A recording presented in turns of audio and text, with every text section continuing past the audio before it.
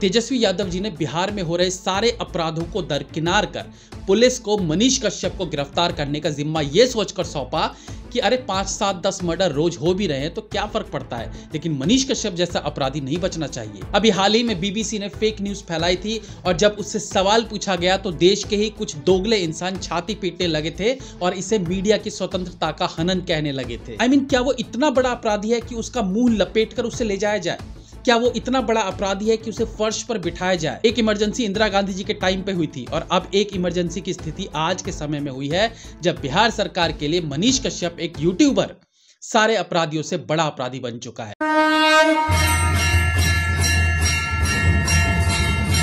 पत्रकारिता किसे कहते हैं, इस पर बहुत बातें होती रहती हैं। कोई निष्पक्ष पत्रकार होता है तो बहुत से पत्रकार ऐसे भी होते हैं जो अपनी विचारधारा के अनुरूप किसी के पक्षधर तो किसी के विरुद्ध बात करते हैं। लेकिन एक जो कॉमन चीज हर पत्रकार में होती है वो है निडरता। आप कितने भी बड़े पत्रकार हो, कितने भी न्यूट्रल पत्रकार हो, लेकिन आप सबको खुश नहीं रख सकते हो और ऐसे में आपके कोई ना कोई दुश्मन तो जरूर बनेंगे। अब सवाल ये उठता है कि एक पत्रकार की क्या सीमाएं होती हैं, उसे कितना बोलना है वो कौन तय करेगा, किस मुद्दे की कितनी गहराई में जाना है उसका अधिकार इसे कौन देगा? तो जवाब है पत्रकार की अंतरात्मा। ये एकमात्र वो फील्ड है जहां सच्चाई के लिए आप किसी भी सीमा को लांघ सकते हैं और सच को बाहर लाने तक आपको बहुत सी ताकतों का सामना करना पड़ सकता है। शनिवार को बिहार में यूट्यूबर पत्रकार को फिल्मी ढंग से गिरफ्तार कर लिया गया और मीडिया में इस तरह से इस खबर को दिखाया गया मानो किसी गैंगस्टर को, खूंखार गैंगस्टर को पकड़ा गया हो। न्यूज की हेडलाइन है, एसपी की मुस्तैदी से कोर्ट में सरेंडर करने जा रहे मनीष कश्यप को पुलिस ने जाल बिछाकर किया गिरफ्तार। जाल बिछाकर। जगदीशपुर से गिरफ्तारी हुई है, बड़ी खबर सामने आ रही है। मनीष कश्यप की गिरफ्तारी हुई है। सरेंडर करने के लिए कोर्ट जा रहा था और जिस दौरान कोर्ट जा रहा था बेतिया एसपी उपेंद्र नाथ वर्मा ने गिरफ्तार किया है। जमानत याचिका खारिज होने के बाद फरार चल रहा था। पश्चिम चंपारण की डीआईजी और एसपी भी मौके पर मौजूद है। वो 10 लोगों का कत्ल करके आ रहा था ना, जिसके लिए जाल बिछाकर उसे गिरफ्तार किया गया। एक फोटो ऐसी भी देखने को मिली जिसमें मनीष कश्यप के सर मुंह को कपड़े से ढककर नीचे दबाया हुआ था और गाड़ी में ले जाया जा रहा था। क्या वो इतना बड़ा अपराधी है कि उसका मुंह लपेटकर उसे ले जाया जाए? क्या वो इतना बड़ा अपराधी है कि उसे फर्श पर बिठाया जाए? और ऐसा करने वाली वो सरकार जिनकी पूरी फैमिली चारा चुराने और बाकी कई 100 करोड़ के घोटाले के आरोपी है, लेकिन वो बिहार के रहनुमा बने बैठे हैं। पप्पू यादव एक नेताजी है बिहार में जो मुखौटा लगाने के लिए जाने जाते हैं। अपने राजनीतिक कैरियर में वो कुछ नहीं कर पाए, पूरी जिंदगी मौके के अनुसार अपना पाला बदलते रहे। जहां इन्हें फायदा दिखता है ये वहीं के हो लेते हैं। समाज सेवा के नाम पर इन्होंने कुछ काम करने शुरू किए तो लगा बंदा सुधर गया है, लेकिन वो एक कहावत है ना हिंदी में जिसमें नाली में पूंछ डालने की बात की जाती है।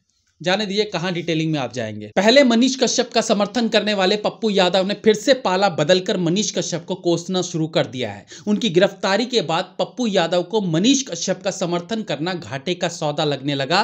तो यादव जी कहते हैं कि मनीष जातिवाद की बात करता है, तेजस्वी का सरकार गिरा देगा, इसको इतना समर्थन बीजेपी से मिल रहा है। अरे पप्पू जी, अगर ऐसा ही था तो आप समर्थन के लिए आए क्यों?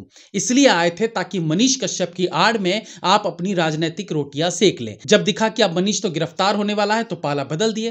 अरे भाई, देश में एक पप्पू कम था जो दूसरा भी झेलना पड़ेगा। ये मौका परस्त लोग हैं। तमिलनाडु में बिहारियों की मौत पर खुद पप्पू यादव ने अनेकों ट्वीट किए थे। तो जब मनीष कश्यप को इसके लिए गिरफ्तार किया जा सकता है तो पप्पू यादव को गिरफ्तार क्यों नहीं किया गया अभी तक? आइए अब मीडिया की बात करते हैं।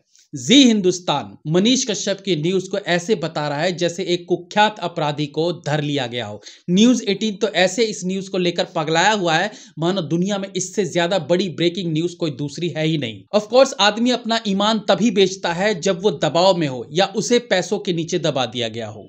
अभी हाल ही में बीबीसी ने फेक न्यूज फैलाई थी और जब उससे सवाल पूछा गया तो देश के ही कुछ दोगले इंसान छाती पीटने लगे थे और इसे मीडिया की स्वतंत्रता का हनन कहने लगे थे।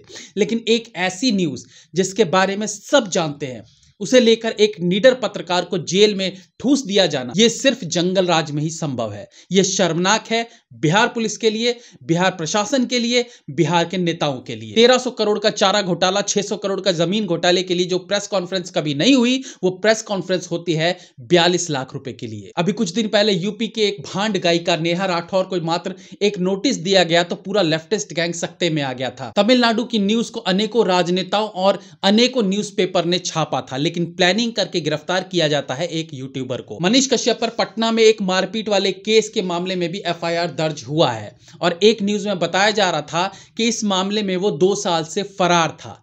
फरार होकर वो पत्रकारिता कर रहा था रात दिन यूट्यूब पर, लेकिन उसे फरार बताया जा रहा था। दिल्ली दंगों के दौरान शांति का प्रतीक बनी बैठी थी आरजे साइमा, याद है ना? दंगों में ये कैसे लोकेशन बताकर सबको इकट्ठा होने के लिए कह रही थी और सबने देखा कि उन जैसों के कारण ही कितने लोग उन दंगों में मारे गए। लेकिन वो 2 कौड़ी की आरजे आज भी अपनी चवन्नी छाप बनावटी आवाज के साथ रेडियो एफएम पर बैठकर जहर उगलती है। क्या उस पर कोई कार्रवाई हुई? विनोद कापड़ी पिछले दिनों होली की पुरानी वीडियोस को ट्वीट कर होली को नेगेटिव वे में दिखा रहा था। बाद में पता चला कि वो सारी वीडियोस पुरानी थी, तो उस पर कार्रवाई हुई? कार्रवाई तो दूर, उसने कोई माफी भी मांगी।